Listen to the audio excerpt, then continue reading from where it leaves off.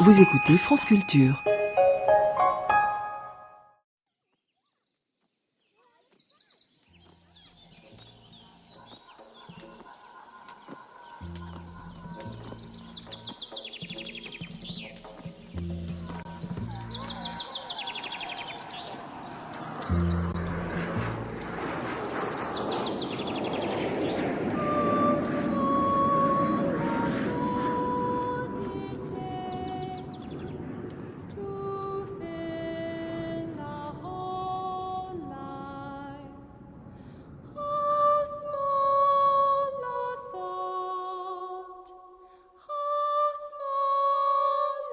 Les vivants et les dieux, symboles et religions, par Michel Cazenave.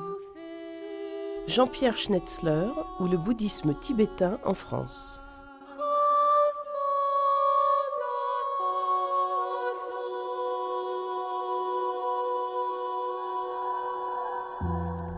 Jean-Pierre Schnetzler est connu pour avoir été, sans aucun doute, le premier introducteur du bouddhisme tibétain avant même l'invasion du Tibet par la Chine, c'est-à-dire à un moment où il était véritablement un pionnier. Jean-Pierre Schnetzler, on le sait, avait une formation au départ de psychiatre et de psychiatre qui s'était spécialisé dans la tradition jungienne. De ce point de vue-là, d'ailleurs, Jean-Pierre Schnetzler s'est montré d'une générosité sans limite, d'une générosité aussi bien matérielle que spirituelle, puisque c'est grâce à lui qu'a pu se créer le centre de Montchardon dans l'Isère, ce qui a donné lieu ensuite à l'Institut Karmaling et ses différentes implantations dans les Alpes françaises. Nous allons aujourd'hui essayer de suivre son itinéraire pour comprendre comment un occidental, avant tout effet de mode, a pu ainsi se rallier au bouddhisme tibétain, et il nous expliquera d'ailleurs qu'à ses yeux il ne s'est pas rallié, simplement il a découvert la vérité du bouddhisme tibétain, la vérité du bouddhisme d'ailleurs plus exactement en lui, pour passer ensuite au bouddhisme tibétain et essayer de comprendre ce qu'est une vie qui aura été entièrement marquée par la méditation, en même temps d'ailleurs qu'un énorme travail de connaissance.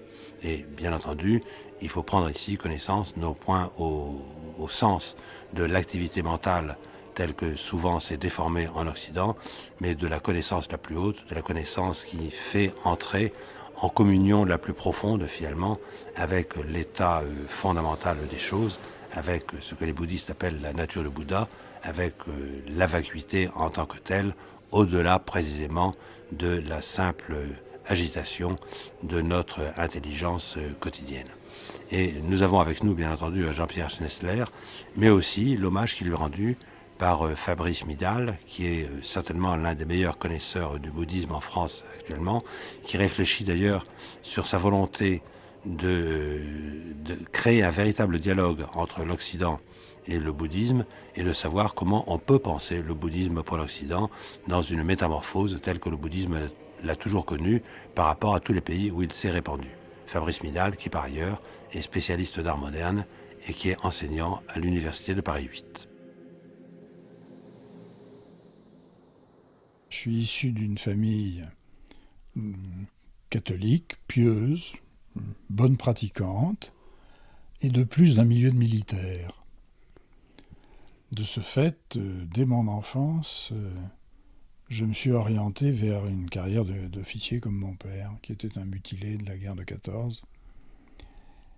Et l'adjonction, ça a été de choisir plutôt la marine. Et peut-être que j'aurais suivi cette voie sans grand problème si, à 15 ans, ma vue n'avait pas baissé. On a découvert que je ne pouvais de ce fait pas me présenter à l'école navale et j'ai dû changer mon orientation. Ça tombait assez bien parce que j'étais en train de me poser des questions sérieuses. Dois-je vraiment devenir militaire ou bien plutôt chartreux ou bénédictin ? J'ai hésité, finalement j'ai plutôt choisi la vie active, mais en faisant mes études de médecine. Jusqu'au moment où, en classe de philosophie, j'ai été intéressé par Schopenhauer. Et comme Schopenhauer disait que les seules personnes qui avait été importante pour lui, c'était celle hindoue bouddhiste qui avait écrit des choses curieuses pour les Occidentaux. En sortant du bac, je me suis acheté un livre d'Oldenberg sur le Bouddha, sa doctrine et sa communauté, en me disant, voyons, qu'est-ce qui avait intéressé Schopenhauer? Et en lisant ce gros volume érudit, avec d'excellentes traductions du canon bouddhiste, j'ai été victime d'un tremblement de terre, puisque tout ce qu'il y avait dans le livre, je le savais. Y compris les expressions, les tournures de phrases. Ça a été épouvantable. Parce que je me suis dit, j'ai été bouddhiste dans une vie antérieure. C'était la conclusion, pour moi, totalement évidente et totalement impossible pour un bon catholique de l'époque. J'ai donc décidé de ne pas en dire un mot, parce que je sais que ça ferait un drame dans la famille, chez les amis, que personne ne me comprendrait, qu'on penserait que j'étais un peu fou. J'ai donc commencé mes études de médecine, et bien entendu, parallèlement, j'ai commencé à lire tout ce qui me tombait sous la main sur le bouddhisme en français, ou un peu en anglais. De ce fait, j'ai décidé de devenir psychiatre, puisque le Bouddha s'intéresse essentiellement à la souffrance, psychique entre autres bien entendu, à ses racines, à la façon de la guérir, de s'en libérer. Donc la spécialité médicale qui me convenait, c'était la psychiatrie. Pour un futur psychiatre, être dingue, c'est quand même ennuyeux. Donc j'ai continué à ne rien dire sur ce sujet, d'autant plus que dans le milieu des étudiants en médecine de l'époque, c'était 45 à 55 en gros. L'existence de vie antérieure était une impossibilité. Donc j'ai attendu d'être nommé médecin des hôpitaux et d'avoir mon premier poste en Bretagne, à Morlaix, en 1955, pour me sentir un peu plus libre et pour chercher à quoi pouvait ressembler un bouddhiste vivant. J'en ai découvert un qui était moine, étudiant à la faculté et qui vivait à la cité universitaire. Et je suis allé le voir et je lui ai dit, voilà, vénérable, je veux prendre refuge. Il m'a regardé en ouvrant grand les yeux. Il m'a dit, quoi? Je dis, oui, je voudrais devenir bouddhiste officiellement, prendre refuge. Comme on fait chez nous? Mais oui, de vénérable, comme on fait chez vous. Dans les formes rituelles? Mais oui, vénérable, dans les formes rituelles. Ah, m'a-t-il dit, c'est la première fois de ma vie que j'entends une chose pareille. Mais il dit, mais vous savez qu'il y a un deuxième moine qui est étudiant à Paris, c'est le vénérable Walpola Raoula. Donc j'ai fait connaissance du vénérable Walpola Raoula et j'ai pris refuge avec le premier qui s'appelait le vénérable Dhammarama, c'était un Cambodgien. Et le vénérable Raoula, en janvier 1958, c'était la première fois que ça se passait à Paris.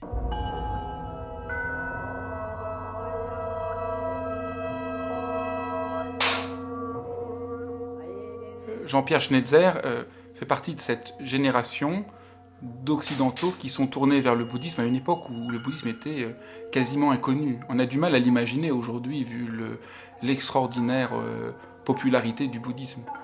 Il est une sorte de pionnier. Et c'est très intéressant de voir qu'il se tourne vers le bouddhisme, pas du tout pour y chercher un certain confort, une certaine manière de trouver un bien-être, mais par une réflexion très profonde quant au destin d'une possibilité, d'un rapport à une spiritualité authentique. Ce qui me frappe chez lui, c'est la lecture qu'il fait de René Guénon, et à partir de la lecture de René Guénon, qui essaye, dans une époque de scientiste et dogmatique, de retrouver un sens de la spiritualité dans une rigueur extrême et dans un refus des oppositions entre religions qui débouchent sur les conflits que nous savons. Et je sais que Jean-Pierre, enfant, raconte comment il avait du mal à entendre « hors de l'Église, point de salut ». Ça lui semblait impossible par rapport à ce que doit être une vérité spirituelle.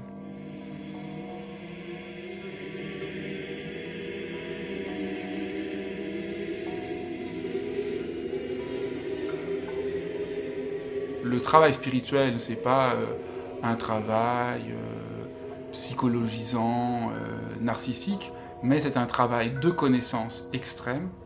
Et le bouddhisme lui semble une voie encore vivante spirituelle. Donc c'est d'abord cette vertu-là de l'exemple qui me frappe chez lui et qui me semble aujourd'hui plus que jamais un point de référence solide comme voie. Qu'on partage ou non certains de ses engagements, c'est autre chose, mais comme ligne de force, comme ligne de conduite, c'est très impressionnant.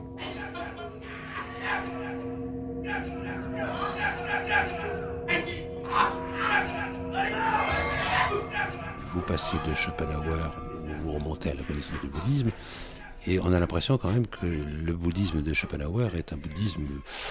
Enfin, lorsqu'il traduit le nirvana par le néant, ce que va reprendre Freud derrière, j'ai l'impression quand même que la vacuité, ce n'est pas le néant. Et que donc, vous avez dû faire quand même une recherche en amont, si l'on peut dire, pour revenir au véritable sens. Bien entendu. Alors, j'ai commencé par lire les traductions du canon en anglais. Puis, bien sûr, j'ai écouté aussi les enseignements et les commentaires de ces 2 premiers moines dont j'ai été le disciple. J'ai commencé la pratique également de la méditation à ce moment-là. Et depuis cette époque, donc, j'ai continué la pratique et la méditation, la pratique et l'étude, et puis la méditation. Or, l'étude, évidemment, je suis revenu aux sources. Hein. Bon, j'ai laissé Schopenhauer pour plutôt étudier le canon. Mais alors, il y a aussi une question qui se pose, Jean-Pierre Schnetzler, parce que si je vous entends bien quand même, vous commencez par des contacts avec ce que traditionnellement on appelle le petit véhicule, et éventuellement vous allez subir quand même vous allez suivre une évolution. Oui, tout à fait. Bon, alors, le petit véhicule, c'est la locution habituelle de ceux qui sont des tenants du grand véhicule, bien sûr. En réalité, dans le Theravada, dans la voie des anciens, le petit véhicule, on n'enseigne pas l'idéal du bodhisattva à tout le monde. Hein, voilà. C'est un enseignement qui est réservé à une élite et qui intéresse plutôt les moines, mais pas le laïc de base. Mais il existe encore aujourd'hui les moines du Theravada qui prennent les vœux de bodhisattva comme dans le grand véhicule. Alors, simplement, si vous pouviez nous rappeler ce qu'est le bodhisattva. Voilà, tout à fait. L'être d'éveil, hein, c'est celui dont l'idéal est d'apporter à autrui tous les moyens possibles d'enseignement, de pratique, de technique méditative qui faciliteront à tout le monde la libération.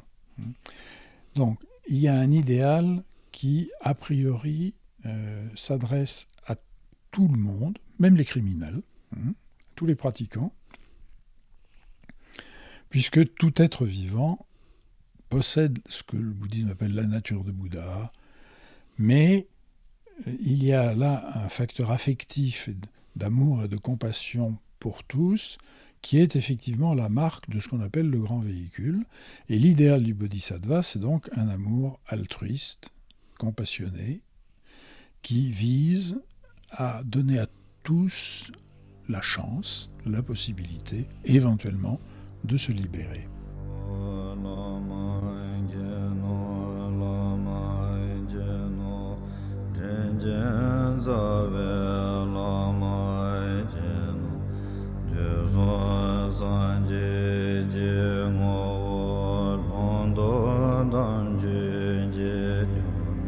En 1967, Maître Taisen Deshimaru est arrivé à Grenoble, descendant du Transsibérien, et il a chuté, si j'ose dire, dans le jardin d'un de mes amis, qui m'a téléphoné en me disant « Je suis très ennuyé, j'ai un moine zen japonais qui vient d'arriver chez moi. » Alors je suis donc allé faire sa connaissance, et on a convenu bien sûr qu'il était arrivé en France comme ça, mais c'est quand même à Paris qu'il serait le mieux.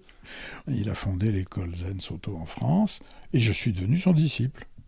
Donc je suis passé du Theravada ou du petit véhicule au Mahayana, au grand véhicule, tout naturellement, en fonction de l'évolution historique que je n'avais pas maîtrisée.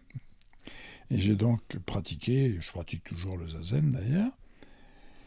Ça, c'était en 1967. Et en 1971, autre hasard, un de mes amis avait rencontré Kalu Rinpoche au Canada. C'était le premier contact de Kalu Rinpoche avec l'Occident. Et l'étape suivante de son voyage, c'était Paris. Et mon ami m'a dit, écoute, tu dois venir voir Alama Tibétain à Paris, parce que c'est un homme remarquable. J'avais un travail énorme, et je lui ai répondu textuellement, qu'est-ce que tu veux que je foute dans l'Alama Tibétain ? Il m'a dit, si, ça te fera du bien, viens te reposer, viens le voir. Bon, je lui ai dit d'accord, je me suis fait une liste de questions. Je suis donc allé voir Kalu Rinpoche avec mon ami, je me suis assis, il a posé des questions, lui, il a bavardé. Kalu Rinpoche a répondu à toutes les questions que je n'avais pas posées. Et je me suis dit, là, Jean-Pierre, tu as trouvé ton maître.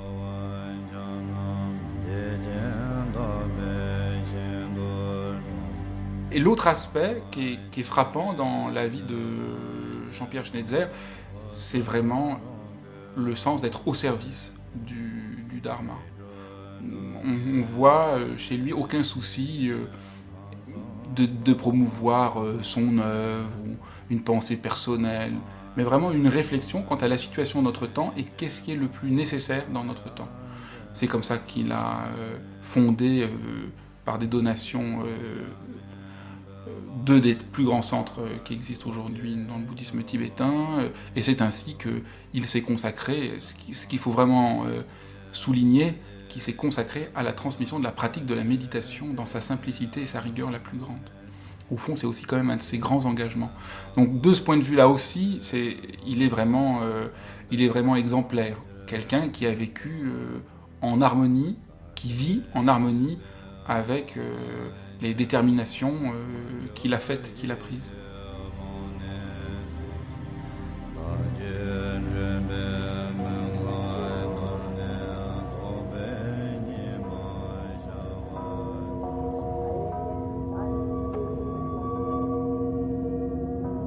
Il y a un terme sur lequel j'aimerais avoir votre avis, Jean-Pierre Schnetzer, parce que on voit bien à quel point il est soumis à malentendu souvent, qui est le fameux terme de nirvana, la vacuité. Parce qu'on voit très bien une tradition qui commence à Schopenhauer, qui a été reprise par Freud, qui a été reprise par beaucoup de philosophes, dans laquelle la vacuité, c'est le néant. Alors lorsque je lis les textes, j'ai l'impression que c'est autre chose que le néant. Mais d'ailleurs, dans les textes canoniques du bouddhisme, on condamne formellement la conception de la vacuité comme néant. Celui qui pense cela est incurable, dit un texte canonique. La vacuité, c'est l'indicible qui désigne l'interrelation universelle de tous les phénomènes. C'est-à-dire, ça pose l'existence de tout, mais ça n'enferme en rien. Et c'est ça la vacuité. Ce qui est un terme négatif. Nirvana aussi, c'est un terme négatif. Ça veut dire extinction. Mais les commentaires disent l'extinction, ce n'est pas rien. C'est une façon de parler, c'est l'extinction du feu de la souffrance. Mais est-ce qu'en même temps, Jean-Pierre Schnetzer, cela n'explique pas ce qui, disons la vérité, choque beaucoup souvent les Occidentaux, particulièrement dans le bouddhisme tibétain, dans lequel il y a quand même une liturgie extrêmement profonde, une iconographie extrêmement profonde, les techniques de visualisation, etc., et dans lequel un occidental a souvent tendance à dire, eux qui parlent tellement d'illusion, ils sont dans l'illusion. Alors, est-ce que le symbole, au contraire, justement, est-ce qu'il ne faut pas le comprendre comme réalité symbolique, et est-ce que le symbole ne demande pas à être compris autrement que nous n'avons fini par le comprendre ? Tout à fait. C'est une illusion relative si on le prend au sens absolu, mais c'est une vérité relative si on le prend au sens d'un stade dans l'évolution et dans la pratique. Mais tous les commentaires concernant les rites, la répétition des mantras, les images symboliques de divinité, etc., donnent tous des interprétations de chaque détail symbolique et globalement de cette visualisation, par exemple, étant devant être prise comme un symbole.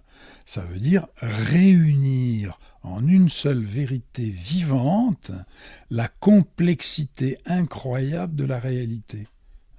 Et arriver à maîtriser les différents sens des parties du symbole, par exemple, pour en faire un tout vivant, c'est le même travail qu'en psychanalyse on fait quand on manipule les images du rêve. On essaye de les comprendre dans toutes leurs contradictions éventuelles, mais aussi dans leur richesse, et de les accepter comme étant un sens vivant, complexe, peut-être contradictoire au départ, mais qui finit par être réuni dans une seule image satisfaisante. Donc l'interprétation symbolique est absolument indispensable, et c'est tellement vrai que dans la technique méditative des visualisations, on commence par s'identifier par exemple au symbole, à la divinité, et ensuite on la dissout. Si on s'enfermait dans cette image symbolique, on deviendrait victime de la réalité symbolique. On ne la maîtriserait pas. Elle ne serait pas là pour nous libérer, elle nous enfermerait. Oui, mais précisément, dans le symbole, même si on prend l'étymologie, ce que l'on jette avec, est-ce que ce n'est pas en même temps ce qui nous est accessible humainement et qui est comme la figure de ce qui n'a pas de figure? Tout à fait. En fin de compte, et c'est à cela que ça nous ramène, et c'est quand même sa grande fonction. Tout à fait. Mais le passage par le symbole, c'est un moment de l'évolution. Effectivement, après, on va au-delà du symbole. Et ça, c'est illimité, informel. Il n'y a plus de limite. Donc, le stade ultime est une méditation informelle. Le symbole est un instrument de passage.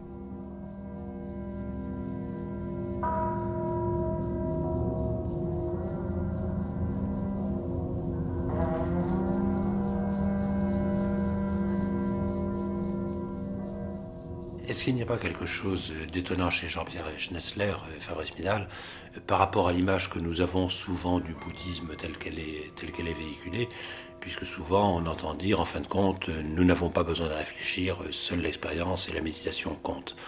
Et on a l'impression, là au contraire, que Jean-Pierre Schnetzler est quand même quelqu'un qui a énormément réfléchi, qui connaît énormément de choses, qui a énormément étudié, alors même s'il le dépasse. Par ailleurs, mais qui considère que la voie de la connaissance est une des voies au moins préparatoires. La voie de la connaissance, si on l'entend au sens, non pas de la connaissance livresque, d'amagasiner des connaissances, mais au sens de voir clairement ce qui est.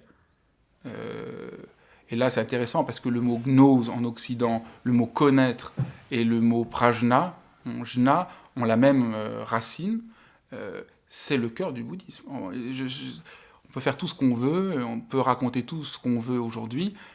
Le génie du bouddhisme, c'est d'abord le fait d'avoir mis au cœur la connaissance. La différence entre le Bouddha et tous les autres yogis, sages qui existaient de son temps, c'est que lui a vu que la pratique de la méditation pour réussir à atteindre la paix n'était qu'une illusion tant qu'elle ne menait pas à la connaissance. En langage technique, que shamatha, si elle n'était pas liée à vipassana, c'est-à-dire si le vipassana étant le développement de la vue claire, sans cela, il n'y a pas de bouddhisme. Donc oui, sans connaissance, mais cette connaissance, encore une fois, pas du tout celle des intellectuels, cette connaissance complètement desséchée, morte et égocentrique, mais une connaissance dans ce qui est, pour être auprès de ce qui est, c'est le cœur de la voie du Bouddha.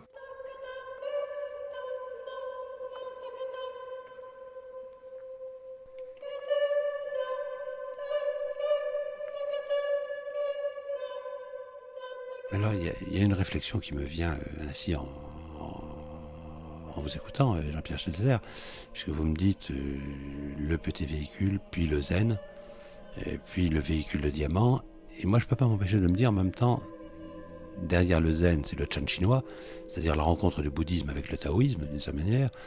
Le tantrisme tibétain, c'est quand même aussi la rencontre du bouddhisme avec la vieille religion bonne, comme si d'une certaine manière vous vous approchiez aussi de plus en plus de quelque chose qui est de l'ordre quand même de la vieille tradition chamanique. Et ce qui me frappe en même temps, c'est de voir comme le bouddhisme, je dirais, est fort peu sectaire, et comme il sait quand même intégrer beaucoup de choses qui n'étaient pas le message originel. Oui, tout à fait. Tout à fait. Mais alors cela, c'est effectivement une caractéristique fondamentale du bouddhisme, l'absence de sectarisme, on peut le dire comme cela, tout à fait, mais aussi une ouverture totale d'esprit à l'existence possible de plusieurs traditions, dans plusieurs univers, et que dans ces divergences apparentes, il n'y a pas de contradiction. Il y a des différences, mais il n'y a pas de combat, parce que la vue sage est une vue synthétique qui tient compte de tout, qui n'écarte rien, mais qui permet d'aller au-delà. Donc de ne s'enfermer dans aucune doctrine exclusive. Et cela, c'est une vision pacifique.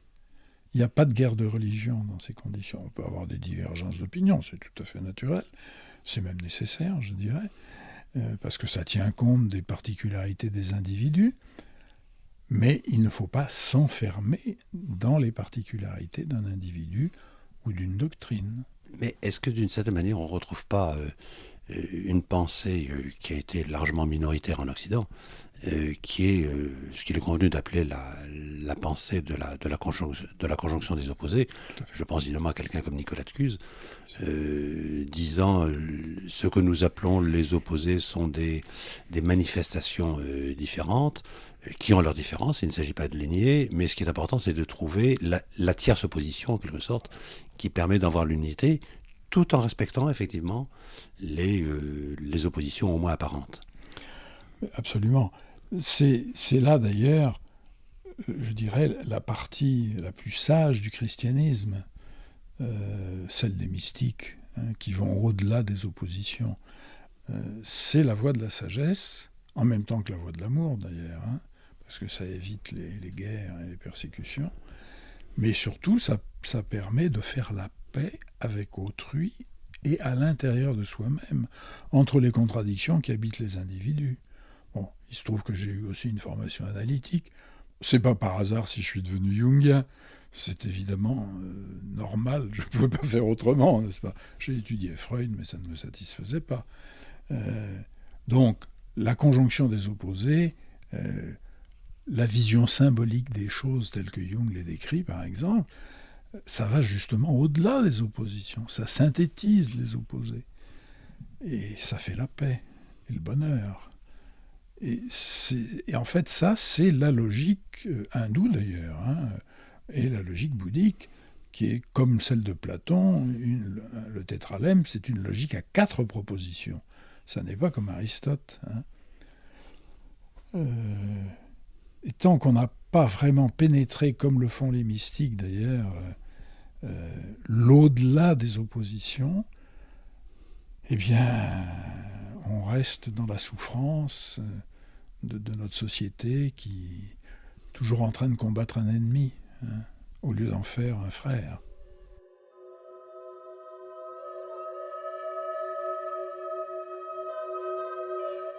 Mais alors, il y a une grande question qui est aussi toujours agitée, puisque là nous sommes entrés clairement dans les terres du bouddhisme tibétain, c'est ces techniques de visualisation. Parce que beaucoup disent, finalement, d'une certaine manière, c'est une sorte d'hallucination volontaire. Alors, est-ce que là aussi, est-ce que nous ne sommes pas obligés de réfléchir, je dirais, selon des niveaux de réalité différents, et d'admettre qu'on va de plus en plus profond dans les niveaux de réalité? Mais tout à fait.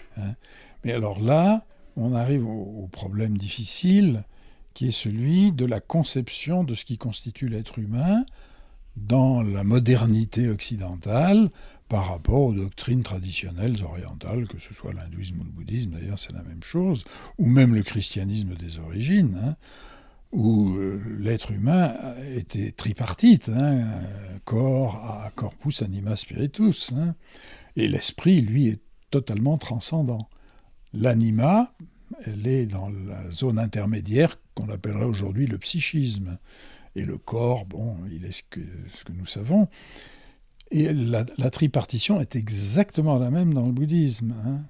C'est le monde matériel du désir, le monde de la forme pure et le monde informel. On retrouve exactement la même tripartition que dans le christianisme primitif. Donc, l'être humain est intrinsèquement constitué de façon hiérarchique par une réalité spirituelle totale, illimitée, informelle, universelle, qui est la seule véritable réalité de l'être humain. Le méditant qui fait des expériences d'extase, qui c'est tout à fait à la portée du citoyen moyen, s'il pratique sérieusement assez longtemps, à la concentration, il peut arriver à ces états-là, qui sont normaux, qui font partie des capacités naturelles de l'être humain. Il n'y a pas besoin de demander l'autorisation d'y avoir accès. Ça existe déjà.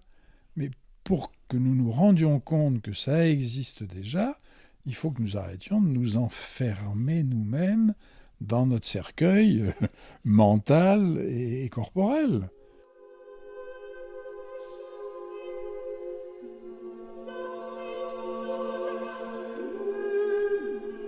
Mais lorsque vous vous êtes servi du terme d'âme, Jean-Pierre Schnetzler, en rappelant que traditionnellement l'homme était considéré comme tripartite. Oui. Effectivement, ce n'était pas du tout dualiste, il y avait l'âme comme espace intermédiaire, si l'on peut dire.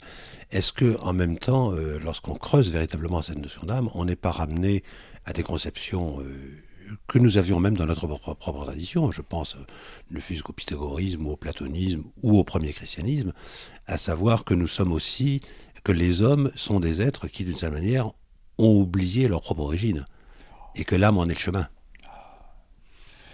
Non, mais ça, c'est un drame épouvantable. Mais c'est effectivement l'oubli des origines. Et ça peut s'entendre, comme là vous venez de le dire, l'oubli de l'origine transcendante. Mais dans l'immense majorité des cas, c'est fermé, c'est oublié. Les hommes ont complètement oublié que la divinité est au cœur d'eux-mêmes. Alors, un bouddhiste dira la nature de Bouddha, le vocabulaire change, mais ça a exactement le même sens. Thus have I heard at one time the Buddha.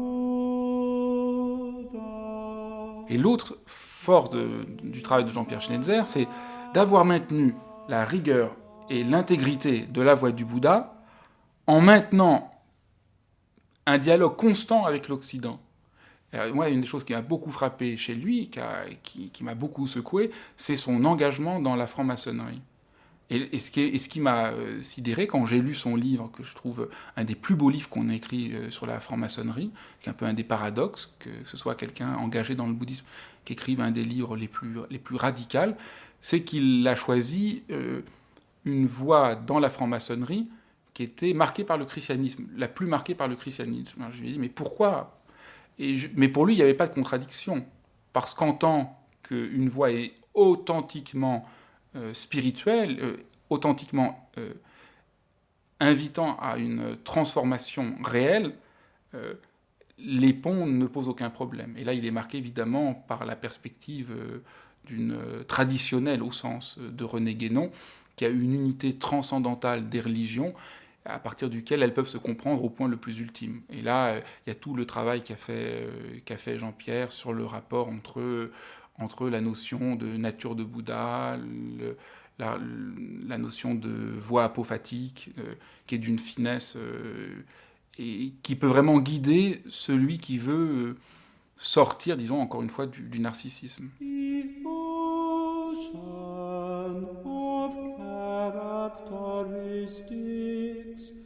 Of the various colors.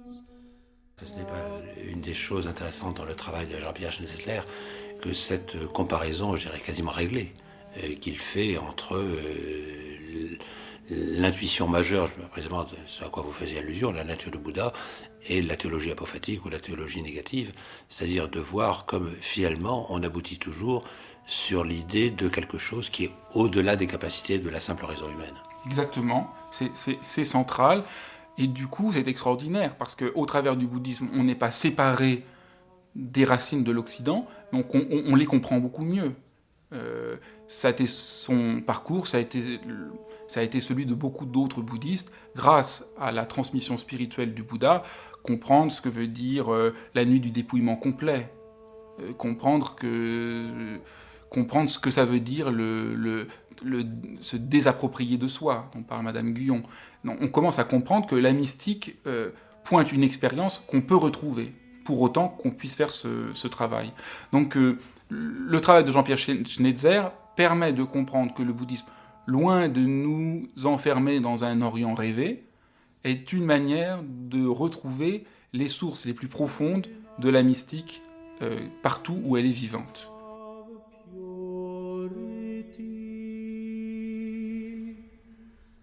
At the sight of enlightenment. Moi, j'ai commencé évidemment à m'intéresser de façon, je dirais, historique, philosophique, psychologique aux vies antérieures, à la suite de l'expérience que j'ai faite quand j'avais 17 ans. Hein. Bon, aujourd'hui, ça fait plus de 70 ans. Donc j'ai été amené à étudier la question. Et il y a aujourd'hui des enquêtes scientifiques qui ont été faites sur les souvenirs de vies antérieures. Bon, ce sont des phénomènes très rares, tout à fait exacts, mais tout de même, lorsqu'on les étudie de façon sérieuse, beaucoup plus fréquente qu'on ne pourrait l'imaginer, puisque l'homme qui a lancé les études scientifiques contemporaines, c'était Ian Stevenson, qui était professeur de psychiatrie à l'Université de Virginie aux États-Unis. Sa première publication doit dater de 1960, je crois, sur la question. La dernière fois que je l'ai vu, il m'a dit qu'il avait 2700 dossiers, à peu près, dans les archives de l'Université de Virginie. Bon, il en a publié quelques centaines, dans tous les détails. Qu'est-ce qu'il a fait ? Il a simplement écouté les enfants qui racontent spontanément des souvenirs de vie antérieure. C'est évidemment très rare, mais ça existe. Alors, qu'est-ce qu'ils vous racontent ? Dans 61% des cas, ils racontent une mort tragique. Et c'est probablement ce traumatisme d'une mort effroyable qui surmonte l'amnésie normale, qui est le cas universel, ou à peu près, en supposant évidemment que tout le monde se réincarne, ce qui n'est pas évident, parce qu'il y a certainement des tas de gens qui vont directement au paradis, donc qui ne se réincarnent pas. Enfin, pour beaucoup, certainement, c'est ce qui se passe. Et il y a là, manifestement, un oubli total. Mais lorsque cette barrière est dissoute, eh bien, ces enfants vous racontent leur nom, leur prénom, le nom des membres de la famille, le métier qu'ils faisaient, l'endroit où ils habitaient, etc. Et on peut aller vérifier, et c'est ce qu'a fait Stevenson. Il a fait un travail de psychologue policier en allant interroger non seulement les familles, mais aussi les gens de la famille précédente. Et on vérifie à ce moment-là que tout ce que racontent ou à peu près tout, parce qu'il y a des erreurs de mémoire, comme toujours, à peu près tout ce que racontent les enfants est exact. Donc ils se souviennent parfaitement de leur vie antérieure. Mais la barrière universelle, c'est l'amnésie. Alors pourquoi ? Je ne sais pas. Pourquoi ?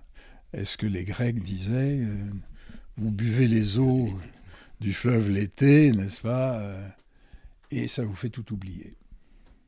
Peut-être que c'est miséricordieux. Oui, mais ce qui est étonnant, c'est que lorsqu'on essaie de réfléchir à ce phénomène de réincarnation, de transmigration, il y a des différences, on ne va pas s'attarder dessus pour l'instant. Effectivement, on le retrouve, vous le disiez très justement, chez les Grecs. À la fin de la République, Platon, c'est à peu près ce qu'il nous raconte, comment l'âme va redescendre et à la limite choisir son destin, d'ailleurs.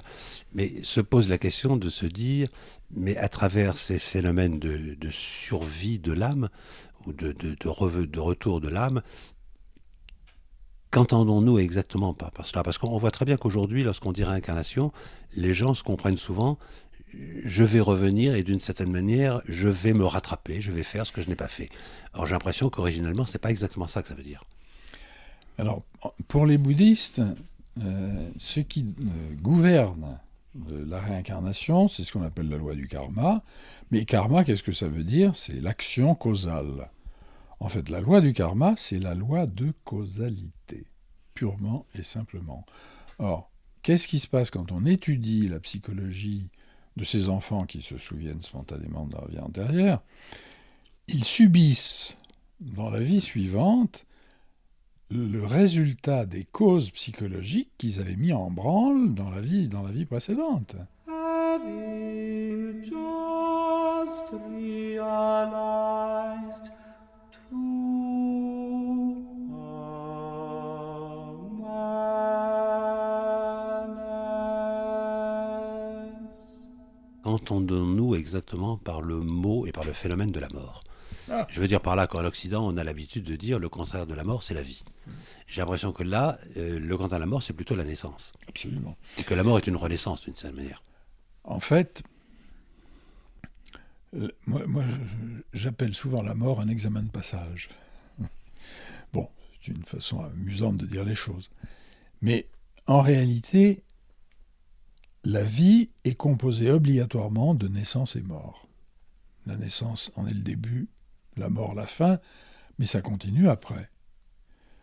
Pas obligatoirement sous une forme incarnée. Ça, c'est ce qu'enseigne le bouddhisme. Les conditions d'existence sont extrêmement variables. Alors, il y a des individus qui vivent dans la chair, comme les animaux ou les êtres humains, par exemple, mais il y a aussi des vivants qui sont uniquement sur le plan mental. Pour les bouddhistes, l'enfer, c'est un cauchemar. Ça, le même degré de réalité ô combien dramatique qu'un cauchemar avec des souffrances répétitives, par exemple. Il y a des états paradisiaques, également non charnels, dans lesquels les gens jouissent d'une vie heureuse, paisible, contemplative, avec de nombreuses variétés, puisqu'il y a une échelle considérable de perfection dans ces états, où, depuis les plus ordinaires, qui sont des paradis vulgaires, où l'on voit des bons amis, on s'amuse, on rigole, on mange, comme disait l'un d'eux, on n'a même pas besoin de manger, il suffit de voir les aliments pour être rassasié. Bon. Mais tout cela, ce sont toujours des états qui sont limités par des désirs, j'aime ça, je n'aime pas ça, et par des limitations de compréhension qui fait qu'on s'y enferme. Et tourner en rond dans ces états-là, c'est ce que le bouddhisme appelle la transmigration. Mais la libération véritable, le nirvana véritable, c'est d'aller au-delà de tout cela, de ne plus être identifié même à un état paradisiaque. Même si on n'adhère pas au thème de la réincarnation, cela veut dire en même temps qu'il y a quelque chose en nous qui est branché sur la réalité fondamentale, oui, et qui finalement nous précède et nous excède en même temps. Exactement. La réincarnation, d'ailleurs, n'est pas une fatalité. C'est même de cela dont il faut se libérer, n'est-ce pas ? Mais la réalité transcendante, effectivement, elle est au-delà de toute espèce d'existence partielle et limitée, que ce soit dans un paradis, un enfer ou à Paris. Je veux dire, tout ça, ce sont des limites. Mais les sages sont au-delà des limites.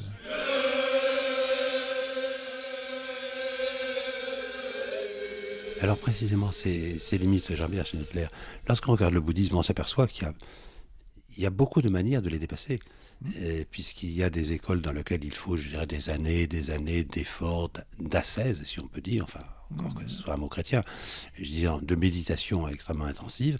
Il y a des écoles comme le Chan dans lesquelles l'illumination peut être subite, et on peut y avoir un accès immédiat. Mais tout à fait exact. Le Chan ou le Zen insiste sur le caractère immédiat de l'illumination. Mais il insiste aussi beaucoup sur la durée très grande et l'intensité du travail qui précède. parce que avant d'arriver à l'illumination, au Satori, etc., eh bien, il faut beaucoup peiner. Et en ce sens, il ne dit pas quelque chose qui est vraiment différent de ce qu'enseignent les autres écoles. Effectivement, l'illumination, c'est tout d'un coup, on voit, on saisit, on comprend, on a réalisé. Mais avant d'y arriver, des dizaines d'années ou de nombreuses vies d'efforts pour y arriver. Donc, il y a toujours à la fois le point de vue immédiat de l'illumination. Dans le tantrisme, par exemple, le Dzogchen et le Mahamudra, ce sont deux écoles qui insistent beaucoup justement sur le caractère instantané de l'illumination. C'est une illumination subite. Et en ce sens, il n'y a pas de différence avec le zen. Simplement, les moyens pour y arriver ne sont pas exactement les mêmes. C'est-à-dire, les techniques de méditation ne sont pas exactement les mêmes. Mais dans tous les cas, c'est une longue aventure avant d'y arriver. Et à cet égard, en fait, il n'y a pas de véritable différence fondamentale entre les trois écoles, en réalité. Non, mais je comprends très bien ce que vous voulez dire. Et en effet, lorsqu'on lit les textes, ça semble assez évident. Mais en même temps, on a l'impression qu'il n'y a pas une pensée catégorisée comme la nôtre en Occident. C'est-à-dire qu'il y a éventuellement plusieurs chemins possibles. Et il y a plusieurs techniques possibles, si on peut dire. Oui. Alors ça, c'est tout à fait vrai. Et c'est extrêmement important. C'est le style des chemins pour y arriver. Alors, les pratiques méditatives peuvent être très, très différentes les unes des autres. Les techniques de la voie de la concentration, par exemple, vont passer par des extases. Les techniques de la voie de la vision pénétrante pure et dure, comme le zen ou le Mahamudra ou le Dzogchen tibétain, c'est purement et simplement la vision transcendante ici, maintenant, de ce qui se passe comme ça se passe, sans plus. C'est la simplicité parfaite, extrêmement difficile, bien sûr, mais très économique. Bon, les Tibétains utilisent beaucoup de méthodes de yoga tantrique, visualisation, utilisation des énergies internes, qui leur sont particulières, qui sont très efficaces également. Et on peut dire aussi qu'il y a une voie qui est la voie de la dévotion pure, la voie de l'amour, de la compassion, de la dévotion pure, dans certaines écoles, comme les écoles de la terre pure, où c'est l'abandon total à la volonté et au souhait du Bouddha Maitreya, ou du Bouddha Amitabha, c'est-à-dire celui qui incarne l'amour et la compassion, qui va vider l'être, l'individu compliqué, progressivement de tous ces obstacles. Et c'est la voie de l'amour et de la dévotion. Ça existe aussi, et ça marche aussi. Et c'est très différent comme pratique, mais il n'y a pas de contradiction. Ce sont simplement des itinéraires différents. Mais on arrive au même endroit.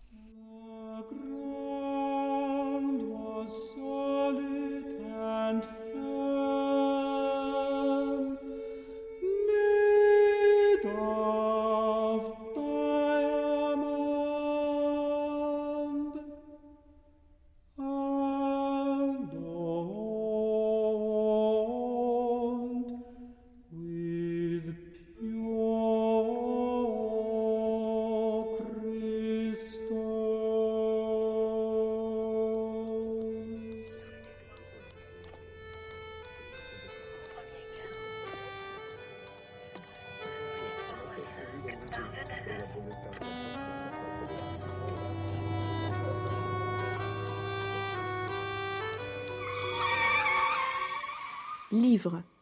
Afin de continuer d'une certaine manière la réflexion que nous avons eue avec Jean-Pierre Schnetzler, dans les livres de la semaine, j'aimerais signaler d'abord la réédition au format de poche, aux éditions Almora, de l'ouvrage Amour et connaissance de Alan Watts. Alan Watts, on sait très bien que c'est je mets le mot entre guillemets évidemment, mais c'est le pape de ce qu'en Amérique on appelait la Beat Generation, c'est-à-dire ceux qui ont remis en cause toute la littérature traditionnelle avec un mouvement précisément vers les spiritualités de l'Orient, Alan Watts qui a été particulièrement marqué d'une part par le taoïsme et d'autre part à travers la rencontre du taoïsme et du bouddhisme, le Chan chinois et donc évidemment son surgeon japonais, c'est-à-dire le zen. Il faut remarquer d'ailleurs que le titre original de ce livre était plus Nature, Man and Woman, autrement dit la nature, l'homme et la femme, c'est-à-dire qu'Alan Watts réfléchit profondément sur les oppositions qu'il fait ressortir comme d'origine occidentale entre l'amour et la connaissance, entre le bien et le mal, entre le masculin et le féminin, entre l'esprit et la nature, chacun de ces termes se correspondant les uns aux autres, ce qui fait qu'évidemment nous avons l'adéquation entre la connaissance, le mal, la nature, la femme, et d'une certaine manière nous retrouvons là toute la figure traditionnelle dans notre imaginaire occidental, la figure traditionnelle d'Ève. Et c'est cela qu'il essaie de lever en quelque sorte dans une volonté de ce que dans notre langage nous appelons une union des contraires, un domaine où la sexualité et la spiritualité seraient réconciliées, où l'esprit et la nature seraient envisagés dans leur unité la plus profonde, c'est-à-dire où nous avons l'introduction à ce que l'on pourrait appeler une écologie et une érotique spirituelle.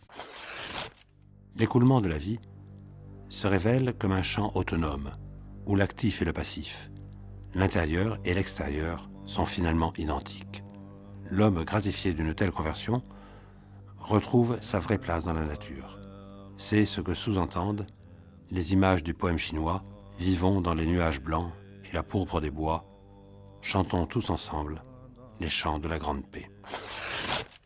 Et puisque nous sommes en Orient, je voudrais aussi signaler aux éditions Labor et Fides, les éditions suisses, l'ouvrage de Zargalma Dandarova et de Darima Budaraevna, Entretien avec une chamane sibérienne.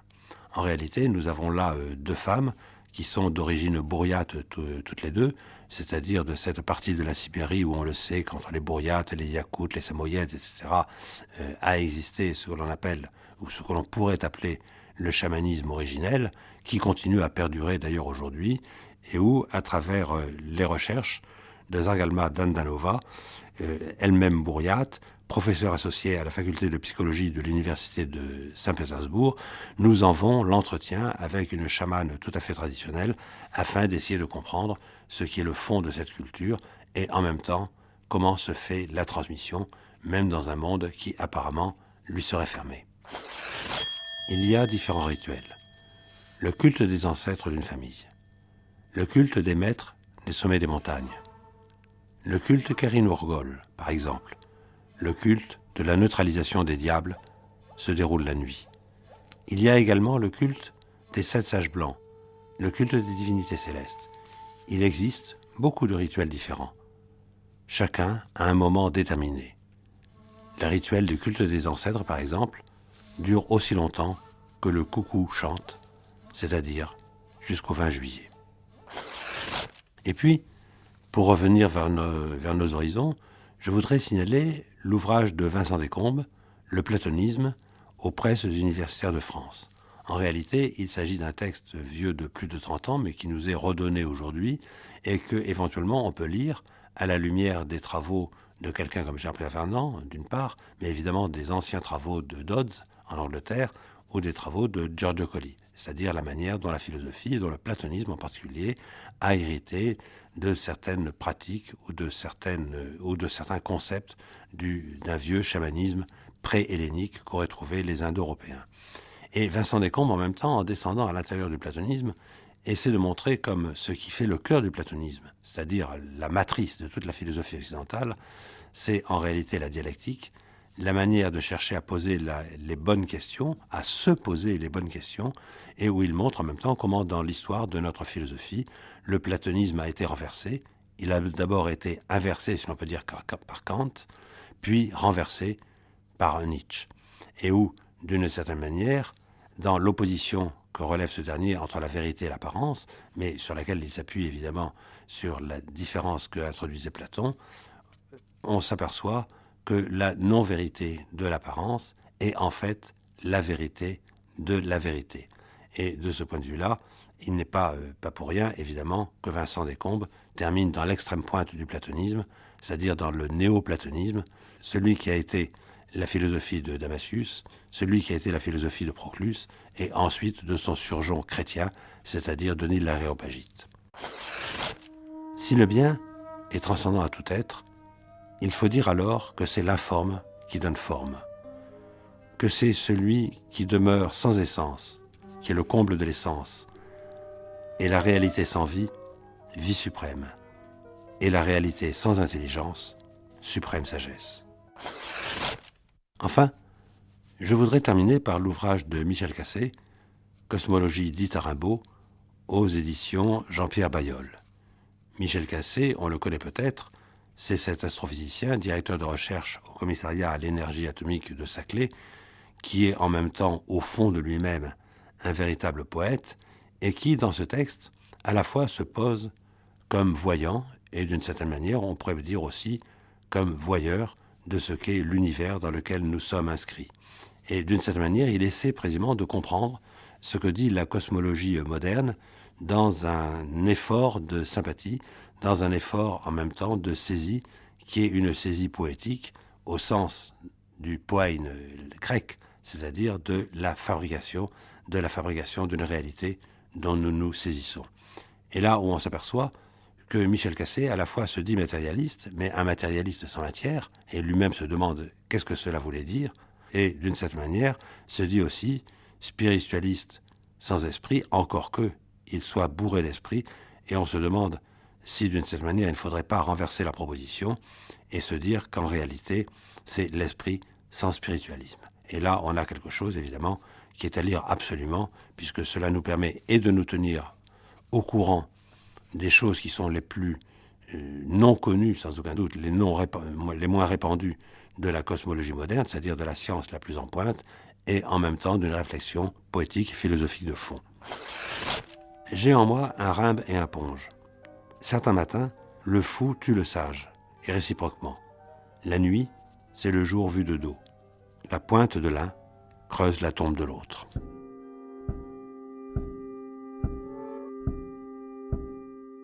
Les livres aujourd'hui, une réédition Amour et connaissance de Alan Watts en édition de poche chez Almora. Entretien avec une chamane sibérienne de Zargalma Dandarova et Darima Boudaraevna chez Abor et Fides en Suisse. Le platonisme de Vincent Descombes aux Presses universitaires de France et Cosmologie dite à Rimbaud de Michel Cassé chez Jean-Paul Bailleul.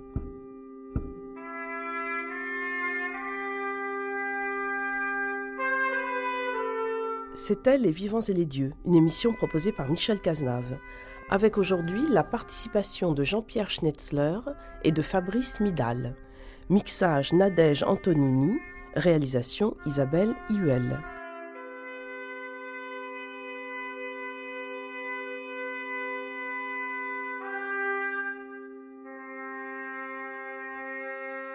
Et nous retrouvons dans quelques instants Hélène Azera.